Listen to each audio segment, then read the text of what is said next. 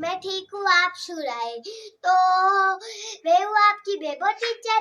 आज हम लोग खेलेंगे, चले खेलते हैं। ये देखिए, ये वाटर बैलून है, इसके अंदर मैंने पानी भरा और ऐसे फोड़ूंगी। ये देखिए, अब फोड़ के खाती हूँ। ये फूट क्यों नहीं रहा? फूट गया। ये देखिए, मेरे ये फोड़ रहा है और मुझे बड़ा मजा आया। और गर्मियां भी आ गई हैं और पानी के साथ तो गुब्बारों के साथ खेलने में गर्मियों में तो इतना सारा मजा आएगा। ये देखिए, ये भी पड़ा है, ये भी अभी फुलाऊंगी। मुझे तो बहुत मजा आएगा गर्मियों में भी। और ये इस दाल से मैंने भरे थे। और ये देखिए, ये बैलून, ये देखिए, ये भी है।